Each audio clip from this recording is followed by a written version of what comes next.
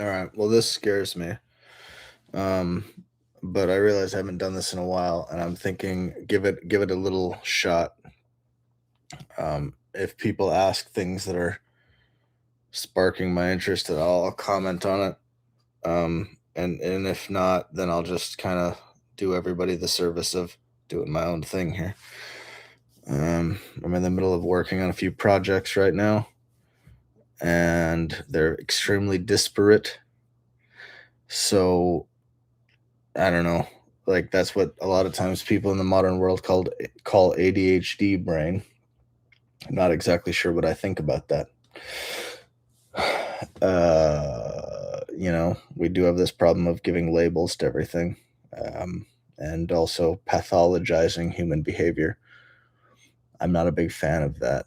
Not a big fan of pathologizing human behavior. And yeah, although it's useful sometimes, obviously, if one is thinking about like it can be a good heuristic. It can be a good heuristic to have discussions about narcissism or sociopathy or psychopathy or whatever. These are all things know, that we talk about. But good morning.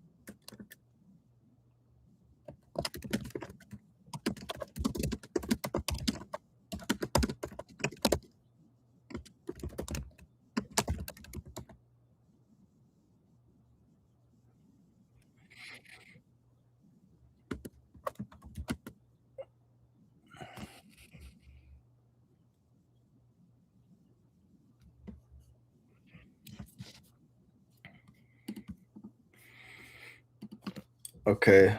Uh, Enchanted Reviews asks about down on your knees. I'm actually going to I'm going to listen to that song so that I can get back in the headspace of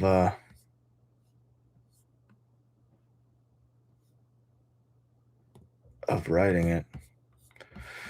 Let's see here.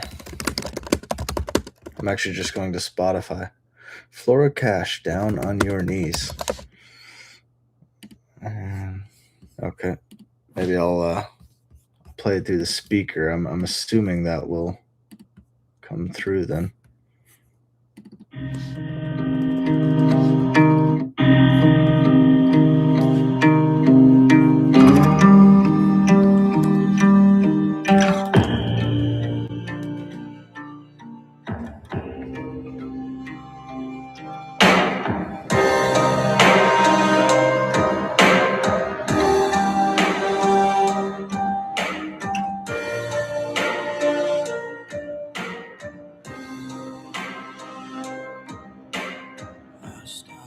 Saw you were down on your knees, praying for some relief.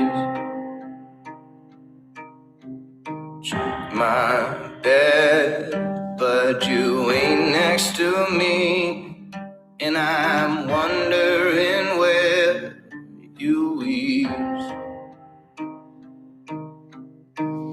until anyone lets you know.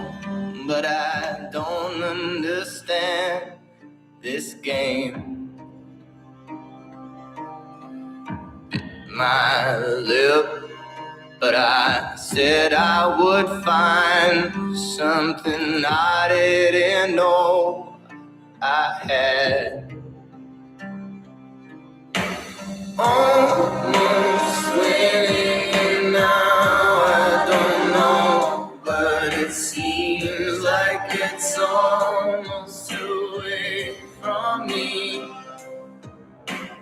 Maybe one day I'll be strong enough to find it out, and I'll know it all.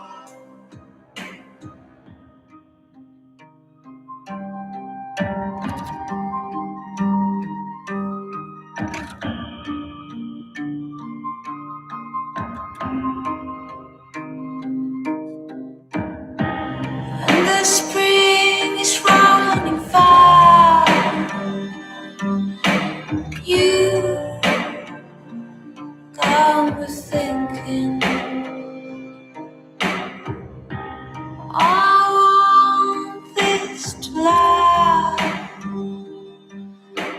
You got me thinking. Almost winning, and now I don't know, but it seems like it's almost away from me. Maybe one day I'll be strong enough to find it out, and I'll know it all. Do you think it's easy? No, no, alone. Maybe is it easy? No, no, alone. Almost winning, and now I don't know, but it seems like it's almost away from me. Maybe one day I'll be strong enough to find it out, and I'll know it all.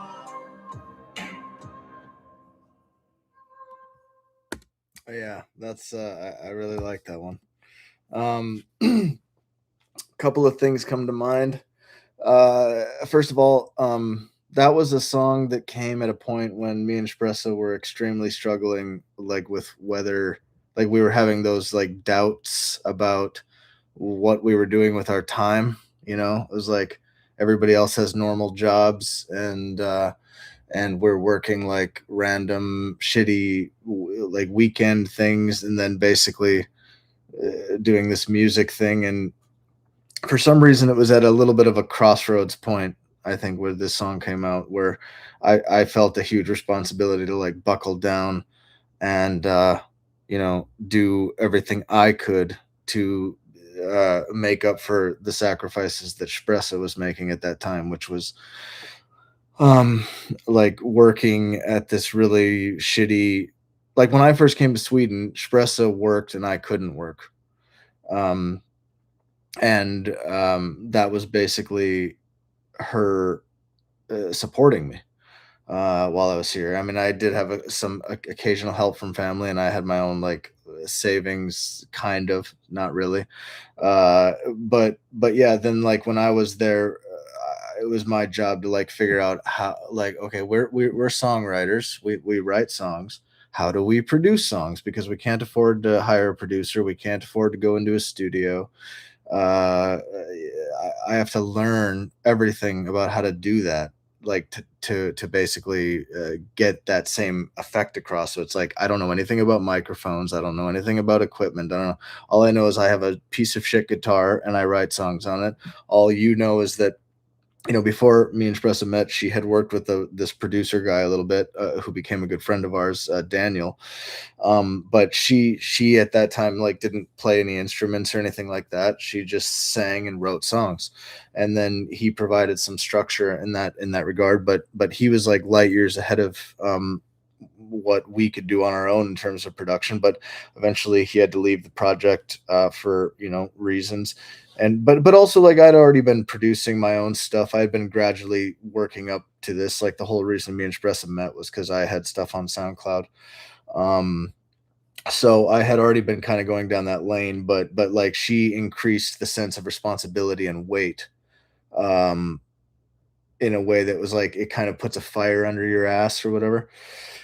Now all that to say, going back to down on your knees, it was at a point when we were living in this we had a friend hook us up in Stockholm with this like tiny student apartment, which we technically weren't even supposed to be living in. So it was like a basically it was basically like a third hand rental contract. So it was basically like some guy that we never met had a student apartment, and then he let his friend, who we did meet, rent it from him. And then she had to leave, but he was not coming back. So it was her job to rent it out in a third, like, so basically she recruited us to that. And it was just like, I'm not gonna I got to see what this is in feet, but I think that whole apartment was like 13 square meters or something like that. So what would that be? 13 square meters to square feet. 136, 100, and yeah, say like 140. Maybe it was like, yeah, probably around 140 square meters, 150, maybe 160. I have no idea because I don't want to be inaccurate here. Um, but uh, um, so that was the place in which this song was written, and we had just spent money, like saving up, spending money on like a decent pair of headphones, spent some money on a decent pair of actually a decent microphone, which is interesting. So this song was recorded with a mic that we only used a few times, but it was one of my favorites ever. And it was like a tube microphone where you like it actually had like one of those old school tubes in it. um and but eventually the tube went bad like really quickly for some odd reason, and I never bothered. I think it's still in storage somewhere, but that mic got recorded on a few songs, and we were in this place. So that was like we were prioritizing, like we had no money, but when we did have money we spent it on that. And but then there was also things that we did together to earn money, which was basically like, we would go essentially thrifting and reselling, on like on eBay or something like that. So that was another thing that we both did together. But anyway, that song reminds me of that period of time. And um and it was also what I remember about that is that when I recorded that, I had a basically like a cold. So basically my voice has a little bit of a like artificial nasaliness to it, and so it's like yeah, I don't know. And and um and it all just kind of like it all came out as like improvisation. That's the crazy thing. All of that came out basically. I had this riff that I recorded, and that whole thing came out as one pretty much long improvisation. And then we added a few like overdubs or whatever later, but basically that whole main take is essentially like an improv. So sometimes I have a little bit of a mystical feeling about that song because it just kind of literally just thought it was going to be a demo thing, and then it just kind of came out like that. That being said, shutting up. Let me see. Genre. That is. Uh, I don't know. It feels like there's no good answer to that question. I feel like we've been forced to put genres on things for like business and industry, and like just literally if we put up a song through a DSP, like a digital service provider like Spotify or Apple Music or anything like that, we have to specify genres. and then we have to think about it. But it's not really up to a person who's making me. I don't think it's really up to us to decide the genre. You know what I mean? The genre is the natural result. If there is a genre, it's the result of what you do. It's not because like I could say it's anything. I could be like, this is post grunge, and then it would be like that would be like an artistic statement, and people might take it seriously, or they might think I'm like an idiot. Uh, or I could just be like, I have no idea, and then people like may coalesce around an idea of what the genre is. But basically, like, you're somebody else is essentially considered. I mean, it was on alternative radio, and I never thought of it like when you're somebody else was um, on its rise on alternative radio. I always thought it was curious because, like, to me, alternative music was like Nirvana and Red Hot Chili Peppers. And that's really what was mostly also being played on the radio when they weren't playing like new stuff on alternative radio.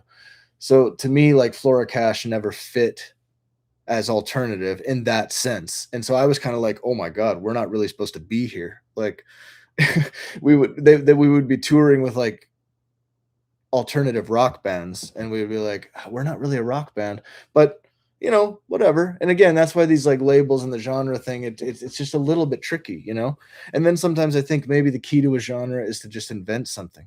So then I've been thinking like, oh, I'm not even going to say what they are because I haven't fully processed them. But then I'm like, maybe I should just invent a genre because I mean, whatever. Like, it's just, I just this thing of like, I don't know. It feels like a weird exercise to be like, is this bedroom pop?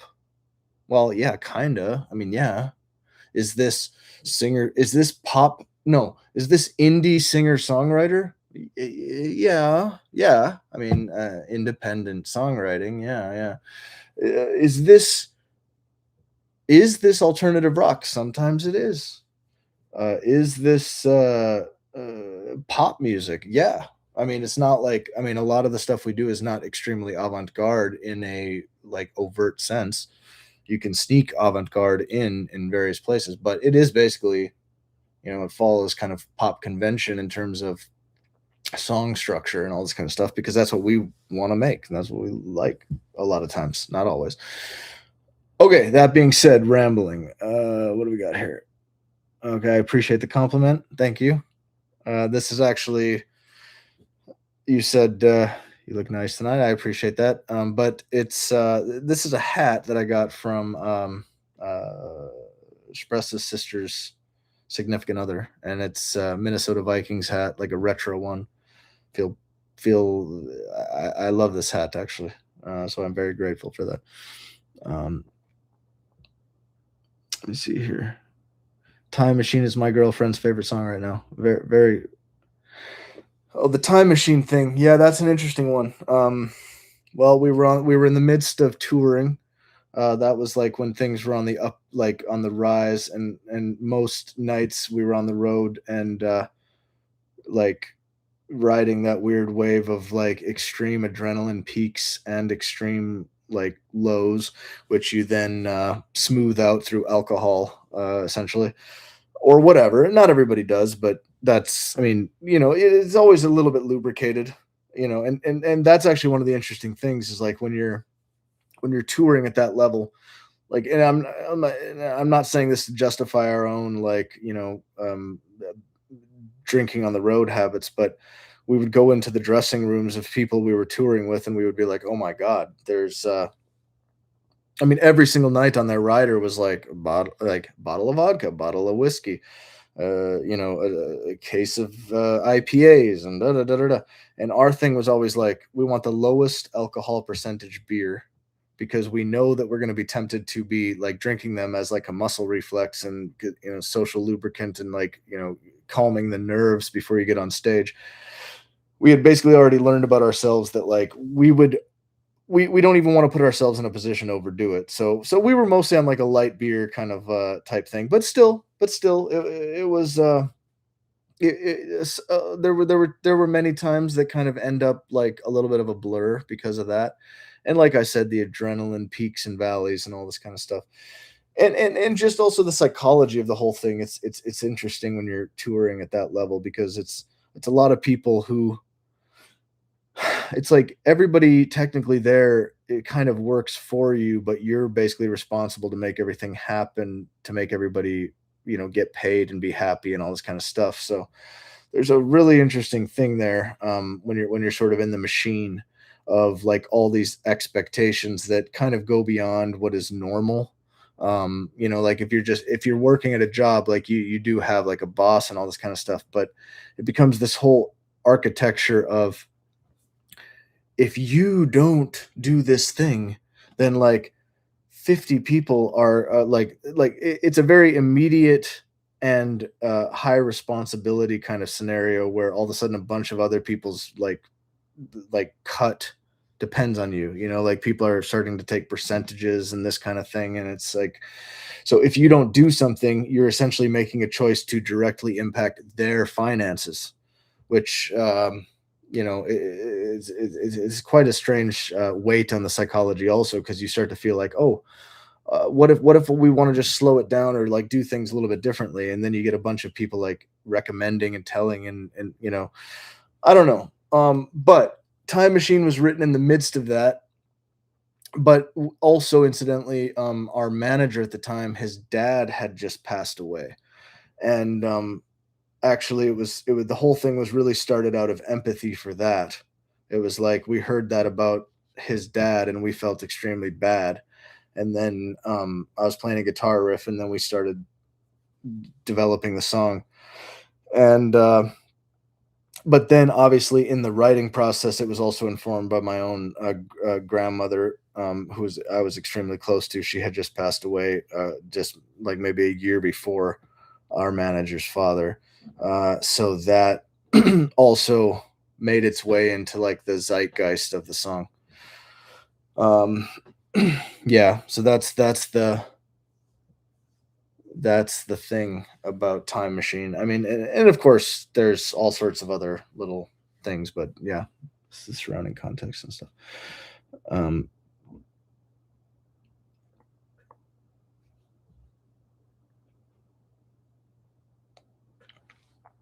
Somebody's mentioning old school Japan. Yeah, that one comes up from time to time.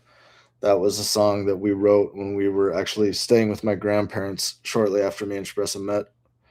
Um, I had been living on my own in Minneapolis when I first started talking to Shpressa, and and then when we kind of got together and we sort of knew that we wanted to make things happen together, all of a sudden, like my independent living at that time, I just was like, oh, that's kind of like I'm spending a lot of money on this, and if I eventually want to go with her back to Sweden or whatever, I need to start saving money.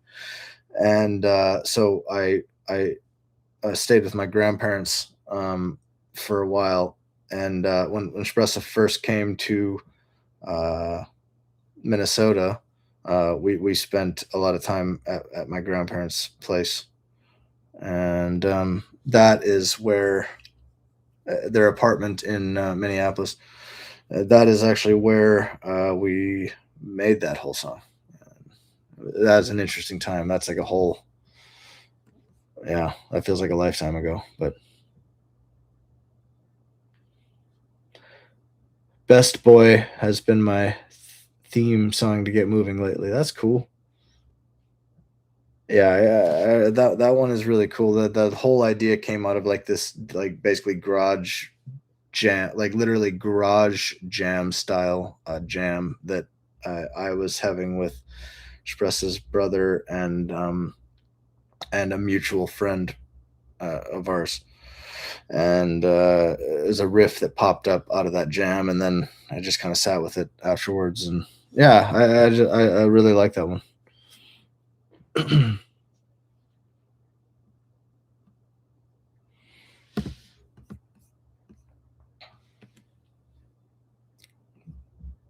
Which song has lore that no one's asked you about before? Oh God, I couldn't even think. Probably most songs. I mean, our larger catalog.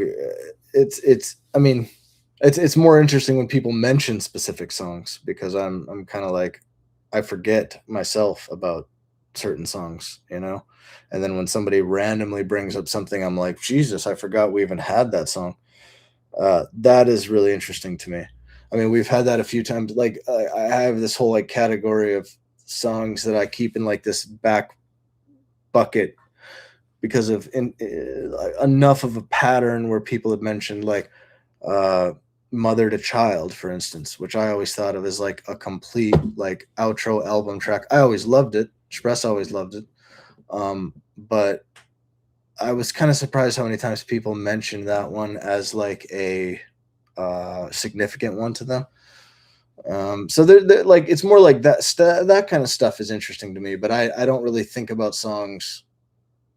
I would need somebody to prompt me about a song because I don't really think about old songs too much, other than occasionally throw on an old Flora Cash record because uh, it's quite healing for us. Actually, it reminds us of things like, oh yeah, you already figured this out. You need to remember what you already know, or like actually you didn't understand this, and here's the real lesson. You weren't ready for it.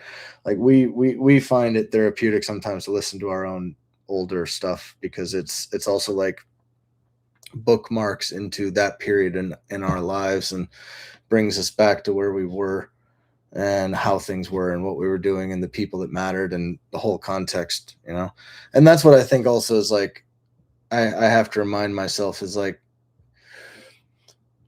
we have to remember that that's really, I don't know, that's something that cannot be replaced by a machine, you know. And not everything is output. It's process. And You Love Me, yeah, that's a good one. We really like that one. Oh, I'm definitely okay. I'm just a little bit tired. It's pretty late here, and I've had a couple of 2.8% beers, um, and maybe a little tobacco. But yeah, is there any story behind In the Winter? Well, I mean, it was written at that time where we were staying with my grandparents in Minneapolis, and it felt like a very big song. Well, the thing is, it felt important to us at the time, and it actually turned out to be. So, like a few years later, and it's arguable that in some sense, some of the momentum that happened with Your Somebody Else, for instance, might not have happened were it not for In the Winter, which is kind of interesting. So, like one of our first major breakthroughs came when In the Winter got added by this independent dude named Carlos, who has a business slash. At the time, what they did was playlists on Spotify because Spotify's own editorial playlist thing wasn't so big at that time. So Carlos was in Indie Mono or Indie Mono, Indie Mono, Indie Mono, however you want to say it. Um, he added In the Winter to one of his big independent playlists. And that was the first thing that kind of put us on Spotify's radar. And then Spotify eventually, a particular editor in New York, we eventually found out her name was Meg. She added like six of our songs to a playlist, um, to different playlists. No, sorry. One song to like six different playlists. So I'm very tired now.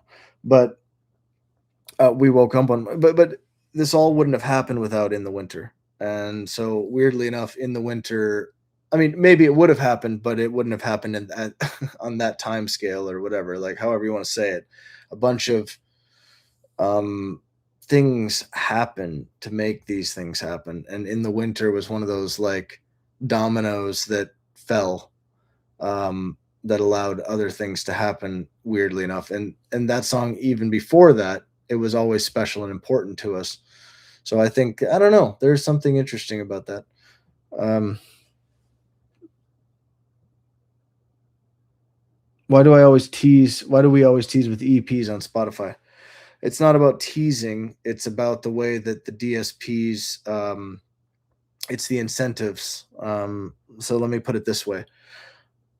If we put out a new single, which is basically what we're trying to do, If we put out a new single just as a single, uh, Spotify doesn't allow you to have like a countdown page where you can go and pre-save it. It has to be an EP for that. So to alert fans ahead of time, it essentially has to be an EP. Um, and let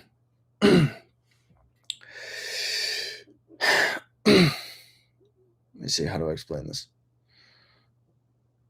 Basically, the technique is called waterfalling, and it's essentially that even when so another incentive, when we put up a new release, whether it's an EP or an album, even like literally think about that to what I'm about to say.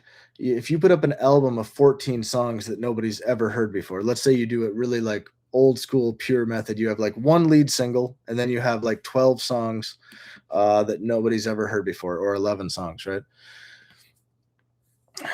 When you put that on Spotify, you have a choice to go in there and like you can pitch the song. That didn't exist back in the day. You had to basically like know somebody or they just had to like do it on their own. But nowadays you can like pitch it and it goes to random Spotify editors or whatever. But even if we put out 13 songs, it's going to say, what is your focus track? What is the one song that we're supposed to do something with? So it sort of doesn't really make sense to take, algorithmically, if you have like, if you say if you have like a lot of new songs, putting them all out at once is not going to be good because Spotify will only focus on one. However, you may have breakouts, that happens. But like in terms of just algorithmically and even editorially, and Spotify is like the primary way that a lot of people can consume music. I just want to restate that, whether you like it or not, that's the way it is. Um, uh, and so it rewards that. It rewards putting a lot of singles out. And then when you put the single out, like I could get that and I could just say like, okay, we're just gonna put a single out. But the thing then is that in Spotify's own little system, they sort of classify EPs and singles as kind of the same thing. So like when you're just browsing on the artist catalog, it just looks like it's like EPs and singles are in the same category. You can go check that out. But also when you put out a single, if you go and click on it, you're like, oh, new release from Flora Cash, and I'm just going to click on the single. It's like one new song. After the song ends, what Spotify will do is autoplay something else, and it's probably a different artist. It might not be leading you deeper into the Flora Cash like catalog, which a lot of you might think is cool or whatever. Like, yeah, I want to hear whatever. That's the mood I'm in.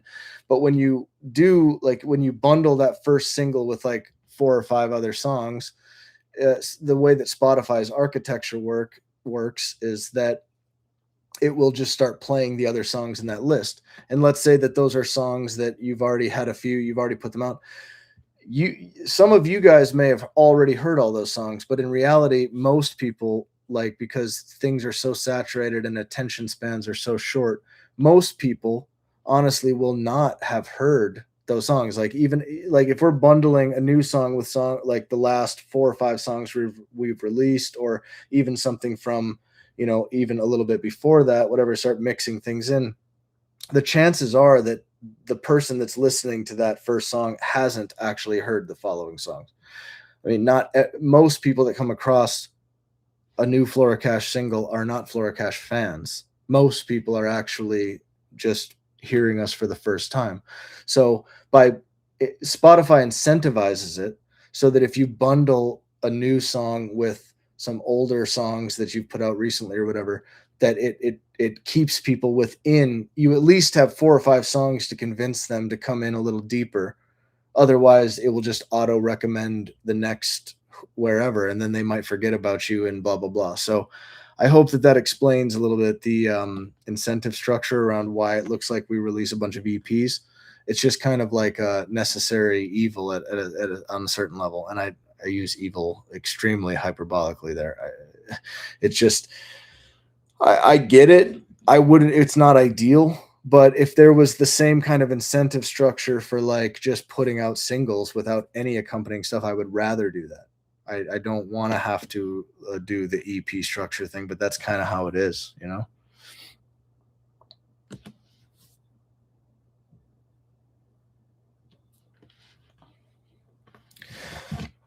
All right. Well, this has actually gone on so long. I would love to like, now I really want to take the bait on your question there, but I'm literally just about to pack it in. Um,